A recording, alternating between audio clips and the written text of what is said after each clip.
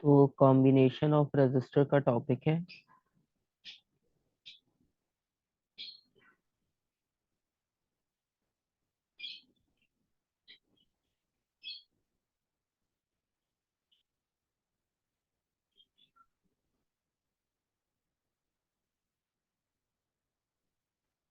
और कॉम्बिनेशन आपके पास दो तरह से पॉसिबल है इसमें। एक आपके पास सीरीज कॉम्बिनेशन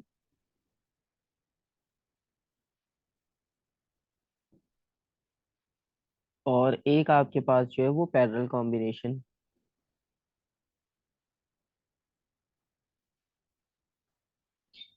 दो तरह के कॉम्बिनेशन पॉसिबल है, सीरीज और पैरेलल।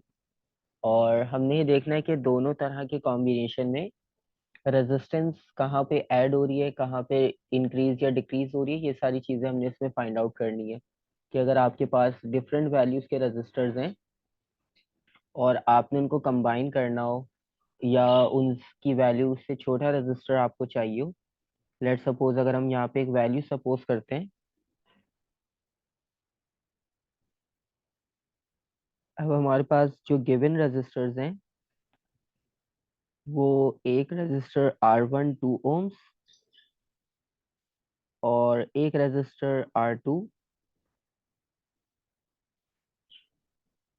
4 ohms और एक और रेजिस्टर।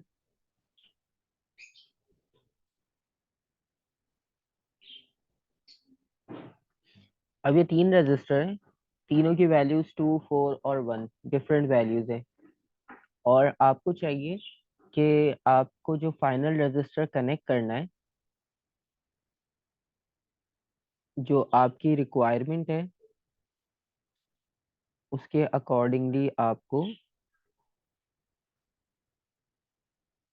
7 ohm का रजिस्टर चाहिए। ठीक है, लेकिन आपके पास 4 2 और 1 का रजिस्टर है, तो आप क्या करोगे? अब वैसे तो सिंपल दिख रहा है कि 4 + 2 + 1 करेंगे तो ये 7 आंसर तो आ जाएगा हमारे पास, राइट। जी। अब वो 7 आंसर आ जाएगा, लेकिन प्रॉब्लम ये कि कॉम्बिनेशन दो तरह के सीरीज भी हैं और पैरेलल भी हैं। और अगर आपको की सर्किट डायग्राम याद हो तो रेजिस्टर के लिए हम एक रेक्टेंगल ड्रॉ करते हैं दो टर्मिनल्स के साथ। तो ये आपके पास इसका इलेक्ट्रिकल सिंबल होता है। तो अगर तीनों रेजिस्टर्स इस तरह के हो तो हम उनको दो तरह से कनेक्ट कर सकते हैं। एक तो स्ट्रेट लाइन में कनेक्ट हो सकते हैं और एक जो है वो एक के ऊपर एक ओवरलैप करते हुए हम पैरेलल उन्हें ज्वाइन कर सकते हैं। तो दो तरह के कॉम्बिनेशन पॉसिबल है। जिस तरह से असेंबली में आपके पास स्टूडेंट्स एक लाइन में होते हैं स्ट्रेट, तो एक सिंगल क्लास की जो लाइन होती है उसमें सबका राइट हैंड एक साइड पर होता है और लेफ्ट हैंड एक साइड पर, तो वो कॉम्बिनेशन पैरेलल है कि सबके सेम एंड एक जगह पर ज्वाइंट है। और अगर आप डिफरेंट क्लासेस की रॉस देखो, क्लास 7 8 9 10, तो ये इस तरह से सीरीज चलती है क्योंकि एक स्टूडेंट का राइट होगा दूसरे का लेफ्ट, तो वो राइट लेफ्ट कॉम्बिनेशन जो है वो सीरीज कॉम्बिनेशन बनाएगा। तो अगर हम यहाँ पे पहले सीरीज से स्टार्ट करते हैं।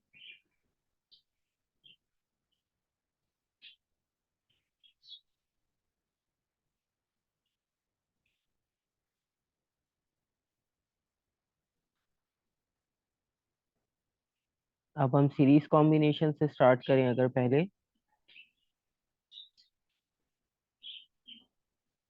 तो सीरीज कॉम्बिनेशन में सबसे सिंपल सी स्टेटमेंट अगर आपने लिखनी हो तो ये simple end to end connections होते हैं। मतलब एक एंड के साथ दूसरा एंड कनेक्ट करते जाओ आप, तो वो कॉम्बिनेशन सीरीज कॉम्बिनेशन होगा।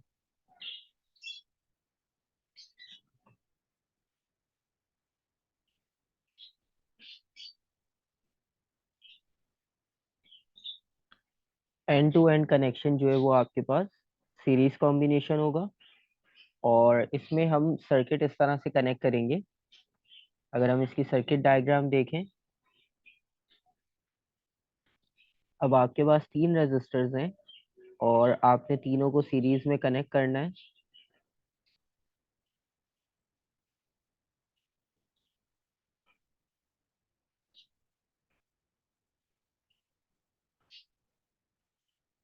अब तीन रेजिस्टर्स तो हमारे पास आ गए।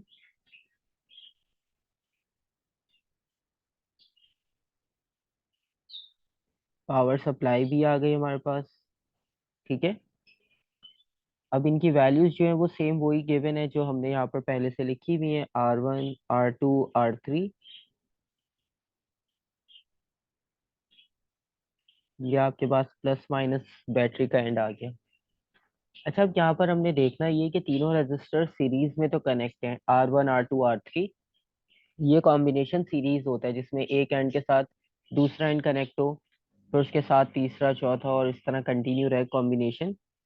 ये देखो, एक कनेक्शन यहाँ पर हो रहा है, एक कनेक्शन यहाँ पर है, यहाँ पे सर्किट के साथ कनेक्शन है और यहाँ पर भी सर्किट के साथ। तो ये आपके पास एंड टू एंड कनेक्शन जो है वो सीरीज कॉम्बिनेशन है। अब यहाँ पर हमने देखना ये कि ओम्स लॉ में हमने देखा था, क्योंकि यहाँ पे रेजिस्टेंस की वैल्यू फिक्स है, चेंज ही नहीं हो रही रेजिस्टेंस की वैल्यू, तो ओम्स लॉ अप्लाई हो सकता है। तो ओम्स लॉ में हमने V is equals to I R ये इक्वेशन लिखी थी लास्ट टाइम। ठीक है, V is equals to I R की इक्वेशन थी Ohm's law. V is equals to I R. तो अब इसके अकॉर्डिंग आप देखो, तो रेजिस्टेंस की वैल्यूज तो गिवन है, मतलब वो तो हमने फाइंड आउट करनी है कि फाइनल रेजिस्टेंस कितनी होगी। अब बाकी दो क्वांटिटीज कौन सी रहेगी, करंट और वोल्टेज। तो अब अगर हमने करंट और वोल्टेज को फाइंड आउट करना हो सर्किट में, तो इस सर्किट में आपके पास कौन सी क्वांटिटी कांस्टेंट होगी, करंट या वोल्टेज।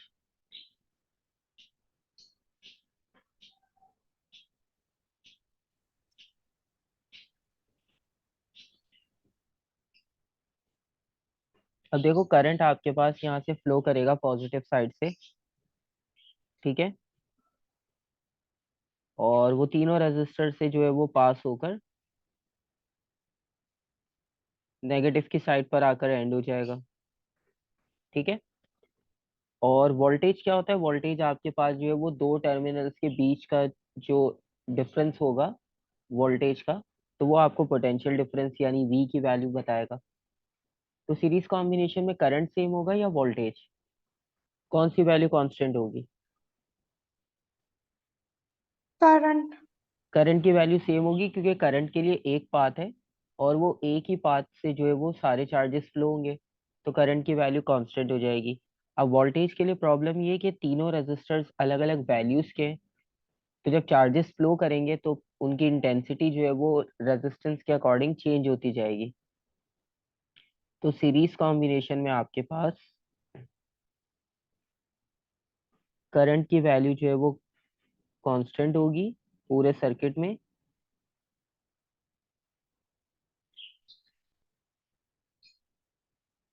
और वोल्टेज की वैल्यू जो है वो वेरिएबल होगी।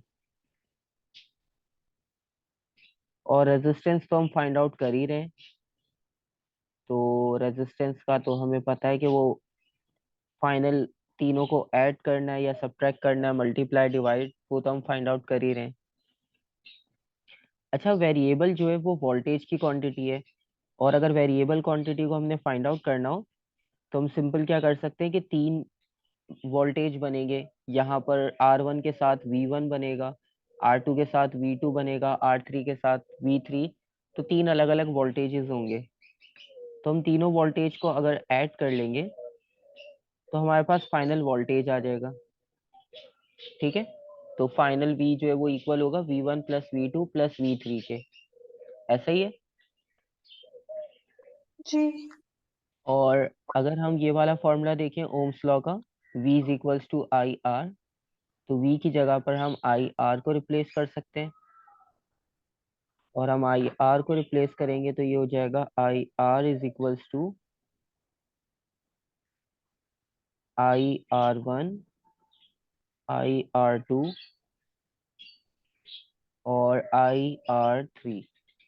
अच्छा, अब यहाँ पे 1 2 3 आई के साथ इसलिए नहीं लिखा क्योंकि इलेक्ट्रिक करंट की वैल्यू तो सेम है, उसमें कोई चेंज नहीं आ रहा, तो उसके साथ 1 2 3 लिखने की जरूरत नहीं है।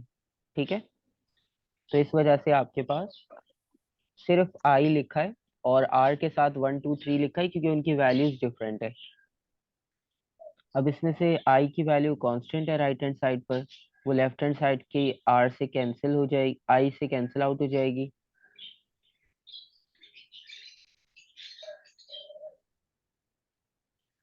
आई को अगर आप कॉमन लेते हो तो R1 plus R2 plus R3, और आई की वैल्यू कैंसिल आउट हो जाएगी लेफ्ट और राइट पर, तो सिर्फ आपके पास रेजिस्टेंस की फाइनल वैल्यू आपको मिलेगी। तो सीरीज कॉम्बिनेशन में जो फाइनल वैल्यू आएगी आपके पास, R is equals to R1 plus R2 plus R3। तो ये आपके पास जो है वो फाइनल इक्वेशन आ गई। इसका मतलब ये कि वो जो हमारे पास तीन रेजिस्टर्स गिवन थे, अगर हमें 7 ओम का रेजिस्टर बनाना हो तो हम उसे कैसे ज्वाइन कर सकते हैं, सीरीज में। ठीक है, ये जो तीन वैल्यूज गिवन थी 2, 4 और 1, तो इन तीनों को अगर आप सीरीज में ज्वाइन कर लेते हो तो आपके पास फाइनल रेजिस्टेंस जो है वो 7 ओम्स की आ जाएगी। ठीक है,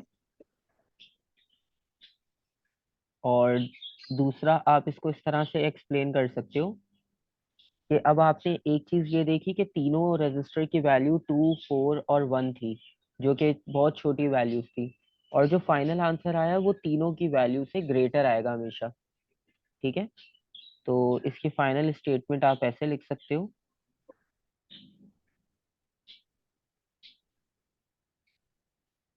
अब इसके लिए अगर वो आपसे क्वेश्चन पूछेगा भी या उसकी टर्म अगर पूछी जाएगी एग्जाम में, तो ये जो फाइनल रेजिस्टेंस आर की वैल्यू आई है, इसके लिए वो टर्म यूज करता है इफेक्टिव रेजिस्टेंस या इक्विवेलेंट रेजिस्टेंस।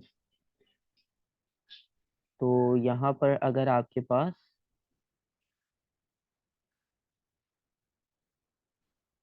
वो टर्म यूज करेगा तो वो इफेक्टिव या इक्विवेलेंट की यूज करेगा।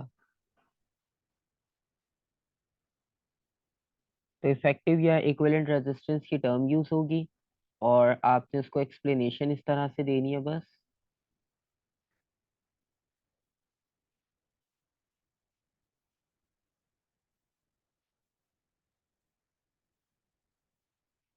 द इफेक्टिव और equivalent resistance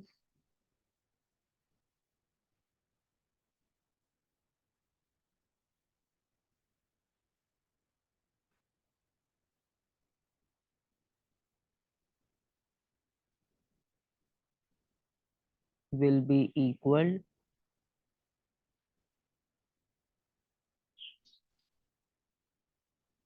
to the sum of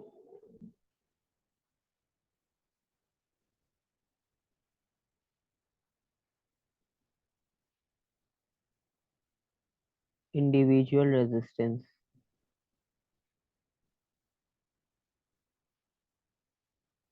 तो जो भी आपके पास सम आ रहा है इंडिविजुअल रेजिस्टेंस का, इंडिविजुअल का मतलब जो सिंगल सिंगल वैल्यूज गिवन थी उनको सिंपल आप एड अप कर लोगे, तो जो फाइनल रेजिस्टेंस होगी आपको उसकी वैल्यू मिल जाएगी इफेक्टिव या इक्विवेलेंट रेजिस्टेंस की फॉर्म में। ठीक है, तो ये तो एक कॉम्बिनेशन की बात हो गई। और दूसरे वर्ड्स आप इसके लिए ये भी लिख सकते हो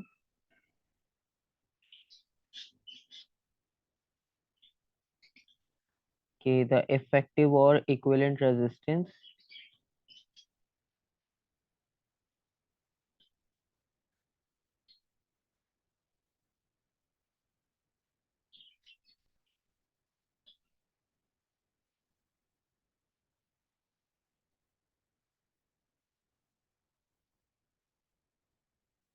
विल बी ग्रेटर देन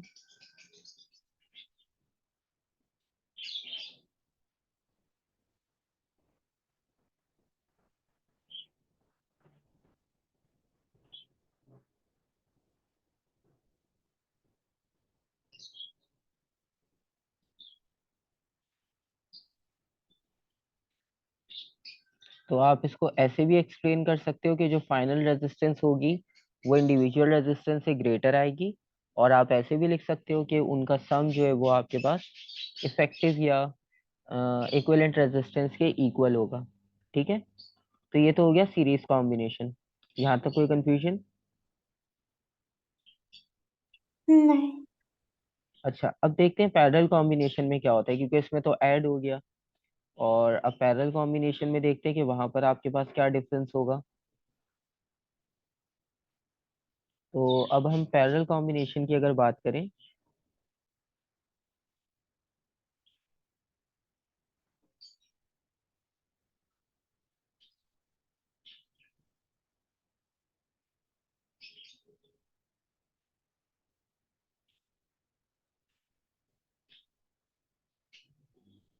अब पैरेलल कॉम्बिनेशन की यहाँ पर बात करें तो अब तीनों रेजिस्टर्स आपके पास पैरेलल कंबाइन होंगे, और पैरेलल कंबाइन इस तरह से होंगे।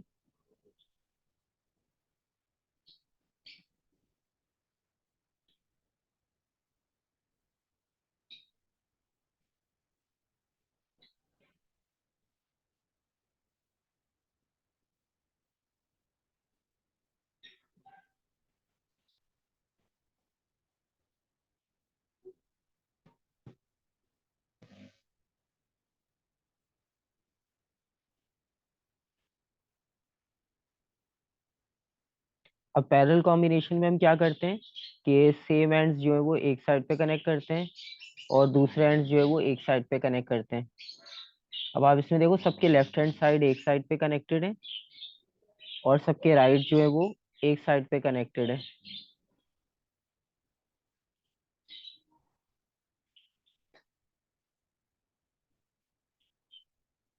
और ये आ गई आपके पास यहाँ पे बैटरी कनेक्ट करने के लिए। ठीक है। तो इसमें आपके पास पैरेलल कॉम्बिनेशन में हमने सिंपल क्या किया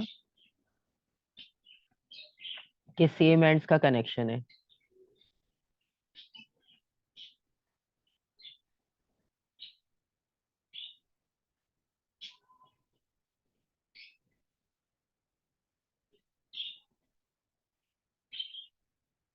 तो सेम एंड कनेक्टेड है एक साइड पर, ये हमने यहाँ पर देख लिया। और आपके पास रेजिस्टेंस की जो वैल्यूज है वो वही वाली सेम है जो पहले हम यूज कर रहे थे, R1 R2 R3 की। अब हमने बस यहाँ देखना ये कि यहाँ पर कौन सी क्वांटिटी कांस्टेंट होगी, कौन सी वेरिएबल। अब सीरीज में तो करंट आपके पास कांस्टेंट था, यहाँ पे करंट वेरिएबल हो जाएगा। यहाँ पे करंट वेरिएबल इसलिए होगा क्योंकि जब वो यहाँ इस पॉजिटिव साइड से फ्लो करेगा, तो अब जब इस पॉइंट पर वो पहुंचेगा, तो इस पॉइंट से उसको फिर तीन जगह पर डिवाइड होना पड़ेगा। ठीक है। तो करंट जो है वो तीन जगह पर फिर एट अ टाइम जो है वो स्प्लिट होकर जब मूव करेगा, तो करंट की वैल्यू तो वेरिएबल हो जाएगी, क्योंकि जो रेजिस्टेंस की वैल्यू हाई होगी वो करंट की कम वैल्यू को सप्लाई होने देगा, और जिस रेजिस्टेंस की वैल्यू कम होगी वो ज्यादा करंट को सप्लाई होने देगा। तो सब जगह पर जो है वो आपके पास इलेक्ट्रिक करंट की वैल्यू डिफरेंट होगी। तो अब आपने यहाँ पर करना ये है कि उसी कॉन्सेप्ट को यूज करना है कि कौन सी क्वांटिटी कांस्टेंट है, कौन सी वेरिएबल है। तो सबसे पहले अगर हम देखें तो कौन सी क्वांटिटी कांस्टेंट होगी इस बार वोल्टेज आपके पास सेम होगा।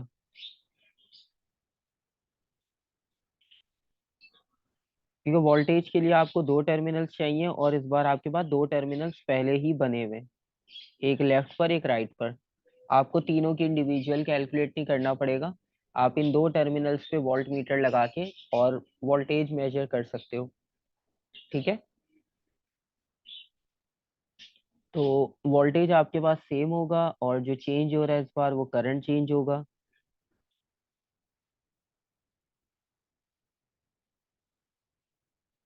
करंट की वैल्यू इस बार वेरिएबल हो जाएगी,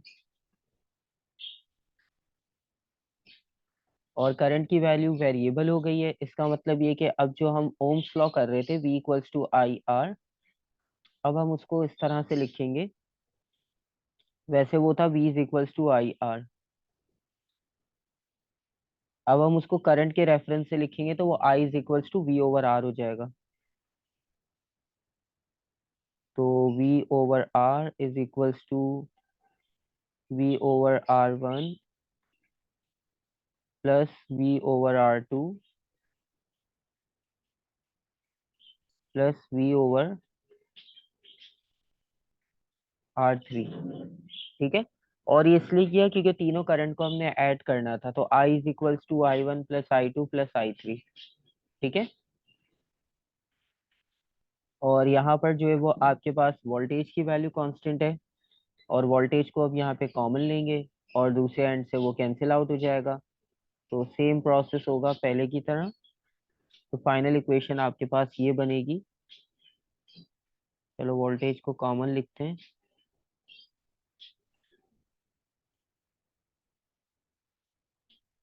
अब ये बनेगा 1/R1 plus 1/R2 plus 1/R3।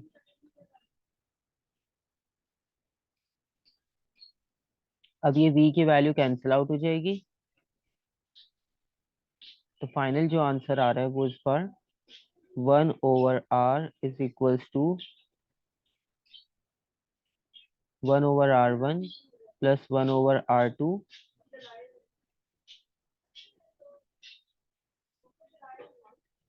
1/R3। अब यहाँ पर आपके पास जो है वो रेसिप्रोकल वैल्यूज आ गई। ठीक है। और जब हम इन्हें ऐड करेंगे तो इनका आंसर जो होगा वो इंडिविजुअल की वैल्यूज जो थी उनसे भी कम आएगा। ठीक है। मतलब आपके पास इंडिविजुअल वैल्यू सबसे शॉर्ट क्या थी, सबसे स्मॉल वैल्यू आपके पास कौन सी है गिवन रेजिस्टेंस की?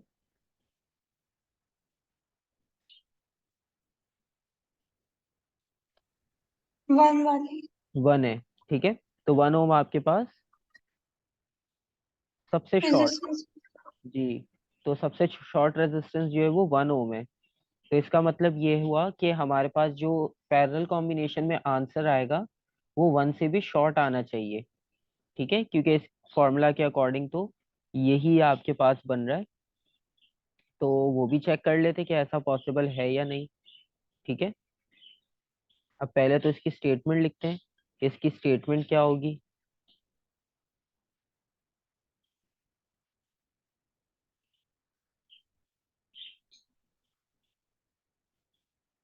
तो आपके पास इसकी जो स्टेटमेंट बनेगी, हम स्टेटमेंट ऐसे लिख सकते हैं।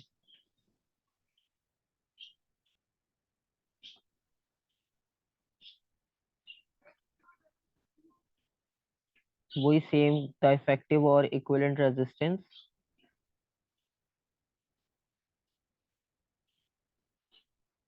The effective resistance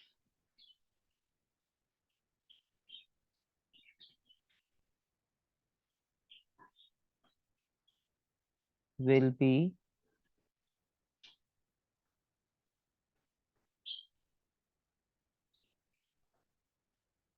equal to the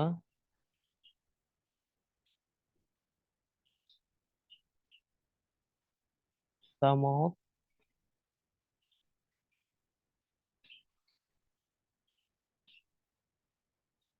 reciprocal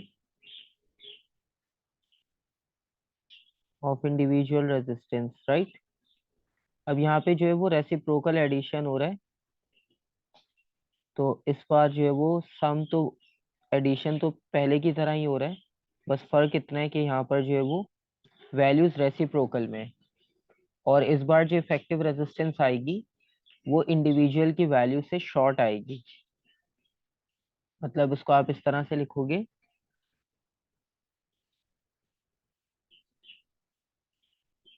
the effective resistance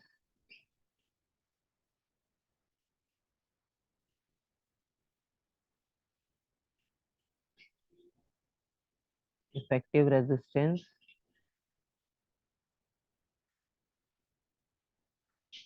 will be less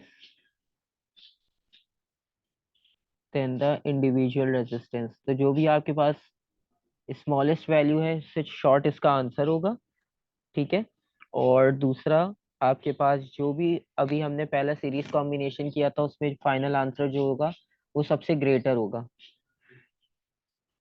अब आप इसको चेक भी कर सकते हो कि सीरीज वाला तो सिंपल है, ऐड करना है, वो तो हम इतना कैलकुलेशन की जरूरत नहीं है। आप पैरेलल वाले को चेक कर लो, आपको आइडिया हो जाएगा कि वाकई वो इससे शॉर्ट आ रहा है या नहीं आ रहा। हमारे पास वैल्यूज क्या थी, 241। तो 241 हमारे पास वैल्यूज थी। तो यहाँ पर हम 241 वैल्यूज लिख लेंगे। तो 1/R is equals to 1/2 plus 1/4 plus 1/1, ये वैल्यूज हैं। और इन्हें आप सॉल्व करके देखो फाइनल आंसर क्या आता है।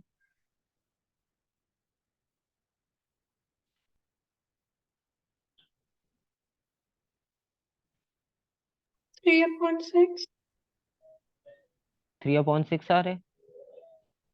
नहीं, 3/7। 3/7 ठीक है। और इसका फाइनल आंसर होगा आपके पास। अच्छा, इसमें जरूरी नहीं कि आप एलसीएम से ही करो, आप सिंपल भी डेसिमल से कर सकते हो, कोई मसला नहीं है। सही है। तो फाइनल जो इसका आंसर होगा 1.75। अच्छा, अब इसमें यहाँ पर एक चीज ये होती है कि जल्दबाजी में जो है वो 1/r की वैल्यू को ही हम फाइनल आंसर लिख देते हैं, लेकिन ये अभी 1/r का आंसर है, हमें सिर्फ r की वैल्यू चाहिए। तो उसके लिए आप इसे क्रॉस मल्टीप्लाई करोगे पहले, तो ये r इज इक्वल्स टू 1/1.75 हो जाएगा। इनको क्रॉस मल्टीप्लाई करना है क्योंकि हमें r की वैल्यू फाइंड करनी है, 1/r की फाइंड नहीं करनी। तो 1/1.75, 0.57 आंसर।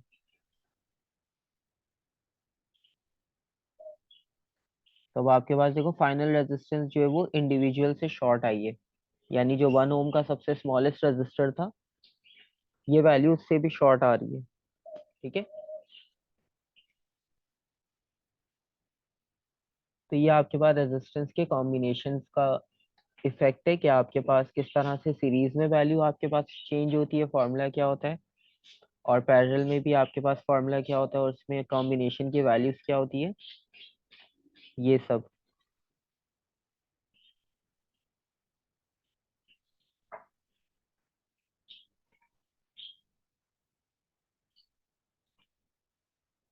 ठीक है, यहाँ तक कोई कंफ्यूजन?